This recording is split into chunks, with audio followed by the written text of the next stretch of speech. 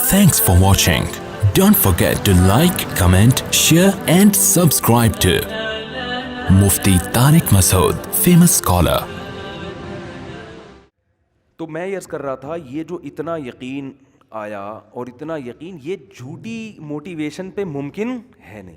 جیسے اب امریکہ کا یار ان کے مولویوں نے جنت کی لالچ میں الو بنایا ہے, تو جن مولویوں نے الو بنایا ہے نا وہ مولوی سب سے زیادہ کٹ رہے ہیں میدان جنگ میں جا کے, ٹھیک ہے نا, وہ سب سے زیادہ قربانیاں دے رہے ہیں. سمجھ رہے ہو, ان کی چاہت ہے کہ ہم جائیں پہلے, ہم فرنٹ پہ ہوں, ہماری شہادت, دعائیں مانگ رہے ہیں شہادت کی. تو بھائی یہ ایسے ممکن نہیں ہے کہ اتنی بڑی قوم کو, اور آج سے نہیں.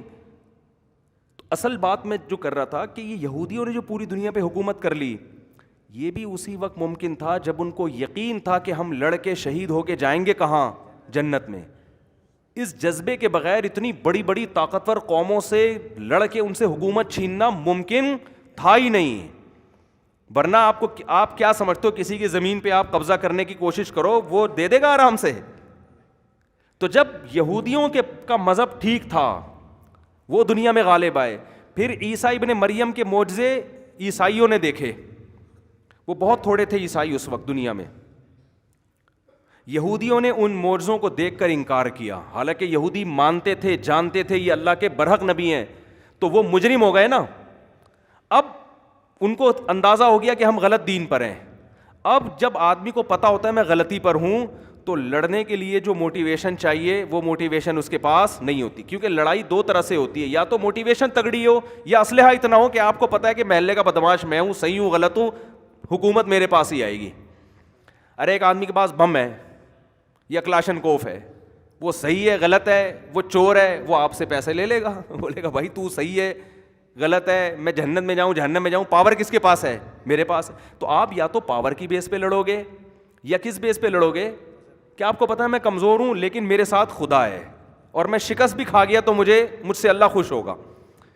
تو اب دیکھو عیسائی دنیا میں کتنے تھوڑے تھے. ایک عیسیٰ ابن مریم پہ چند لوگ ایمان لائے نا, اور پوری یہودیوں کی حکومتیں کھڑی ہوئی تھیں ان کے مقابلے میں, اسرائیل کی, یروشلم کی, فلسطین میں جو ان کی خلافت تھی.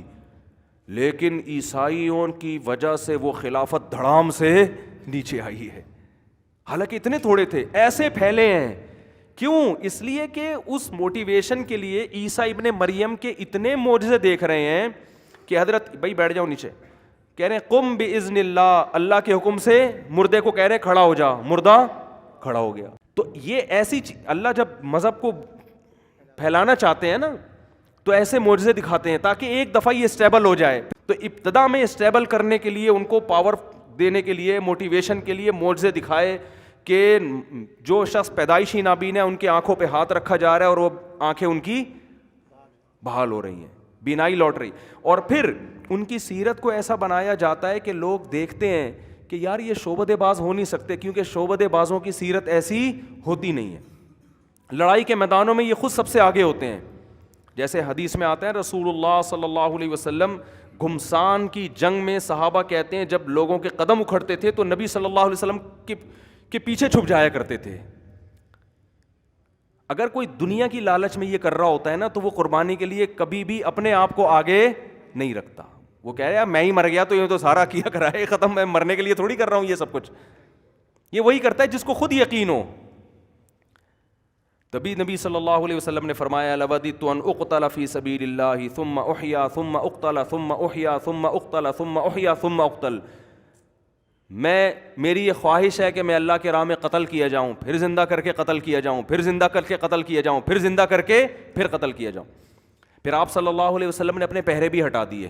قرآن میں آیا نا کہ واللہ یعصمک من الناس, اے نبی آپ جو تبلیغ آپ کے ذمے ہے آپ بھرپور طریقے سے یہ فریضہ ادا کریں, لوگوں سے نہ ڈریں, اللہ آپ کو لوگوں سے بچا لے گا. جب یہ آیت نازل ہوئی تو آپ نے اپنے باڈی گارڈ ہٹا دیے. علماء نے لکھا ہے یہ خود بھی نبی صلی اللہ علیہ وسلم کا ایک معجزہ ہے, کیونکہ آپ پہ جو کلام نازل ہو رہا ہے نا اگر اس کا آپ کو خود یقین نہ ہوتا تو آپ ہٹاتے اپنے گارڈ ہیں بھائی, آپ تھوڑی ہٹاتے اپنے گارڈ. تو جھوٹا آدمی جو, جیسے وہ ایک مشہور قصہ ہے نا, ایک جھوٹا پیر تھا, اس نے کہا کہ یہ دریا جو بسم اللہ کر کے پار کرے گا وہ پار ہو جائے گا. تو اس کے مریدوں کو کہیں اللہ پہ یقین ہوگا, بسم اللہ کیا پار ہو گئے, اللہ نے کوئی مدد کی ہوگی, کرامت ہو گئی ہوگی. تو اب مریدوں نے کہا حضرت اب آپ بھی بسم اللہ کر کے آئیے.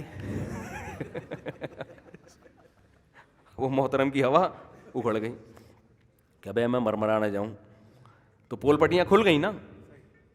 تو ہوتا کیا ہے کہ حضرت عیسیٰ ابن مریم کے معجزے دیکھے, بالآخر عیسائی اس بات کے گواہ ہیں, یہودی اس بات کے گواہ ہیں. یہ مذہبی کتابیں نہیں, یہ تاریخ بتاتی ہے کہ دنیا میں خلافت پھر کس کی قائم ہوئی ہے, عیسائیوں کی. پوری دنیا پہ راج کس نے کیا ہے, عیسائیوں. تو یہ اتنی کمزور قوم اتنی بڑی بڑی طاقتوں سے لڑ کے جو پوری دنیا پہ غالب آئی, یہ اس کی علامت تھی کہ عیسیٰ ابن مریم سچے نبی تھے, سچا دین لے کر آئے تھے, اور اللہ نے ان کی سچائی کو پوری دنیا کے سامنے ظاہر کر دیا, ورنہ اس کے بغیر یہ ممکن نہیں تھا. اور اس کے بعد جب اسلام دنیا میں آیا تو محمد صلی اللہ علیہ وسلم سے زیادہ کوئی کمزور ہو سکتا تھا؟ 13 سال مکہ میں اپنی جان بچانا مشکل, اتنے کمزور کہ مدینہ سے ہجرت کرنے کے لوگ قتل نہ کر دیں. لیکن آپ دیکھو وہ تھوڑے سے لوگ ہیں, لیکن کیا ان کی آگ بھر دی ان کے اندر ہے بھائی. نہ ان کے پاس تہذیب, ایسے لوگ تھے جن پہ کوئی حکومت کرنا پسند نہیں کرتا تھا کہ ان قبیلوں کو ایک میز پہ اکٹھے بٹھا کے کھلانا ممکن نہیں ہے. سمجھ رہے ہیں بات کو کہ نہیں سمجھ رہے؟ گھوڑا آگے دوڑ لیا تو اس پہ پھڈا ہو گیا, قتل کیا تو لامتناہی قتل کا سلسلہ. اتنی سخت قوموں کو آپ متحد نہیں کر سکتے. لیکن محمد صلی اللہ علیہ وسلم کے ہاتھ پہ جو معجزے ظاہر ہونا شروع ہوئے, عربوں کو یقین آنے لگ گیا بھائی یہ خدا کے سچے نبی, اب یہ جو کہیں گے وہی ہوگا. آج ہم نے فجر کے بعد ہم حدیث کی تعلیم کرتے ہیں نا, تو اس میں حدیث آئی کہ حضرت انس رضی اللہ تعالیٰ عنہ جنہوں نے نبی کی 10 سال خدمت کی ہے, وہ حدیث سنا رہے بصرہ میں نا. حضرت انس پھر بصرہ چلے گئے تھے, تو نبی صلی اللہ علیہ وسلم کے انتقال کے بعد ان کی عمر بہت لمبی تھی, 100 سال کے قریب حضرت انس کی عمر تھی. تو جو صحابہ بالکل آخر میں دنیا سے گئے ہیں نا, ان میں حضرت انس ابن مالک بھی ہیں. تو یہ بتا رہے ہیں کہ غزوہ احد کا واقعہ سنا رہے ہیں کہ نماز کا وقت تھا, اپنے ساتھیوں کو سب کو نا بتا رہے ہیں, نماز کا وقت تھا اور وضو کا پانی نہیں تھا, تو ایک پیالہ منگوایا گیا, اس سے سب وضو نہیں کر سکتے تھے. تو رسول اللہ صلی اللہ علیہ وسلم نے اس پیالے کے اندر اپنی انگلیاں داخل کی اور انگلیوں سے پانی ابلنا شروع. لوگ وضو کرتے جا رہے ہیں, وہ پانی ختم ہونے کا نام نہیں لے رہا. انس ابن مالک جب یہ حدیث بیان کر رہے ہیں, کوئی ایک صحابی بھی ان کی تردید نہیں کر رہا کہ نہیں آپ غلط کہہ رہے ہیں, ایسا نہیں, کیونکہ بہت سارے لوگوں نے اپنی آنکھوں سے دیکھا یہ واقعہ.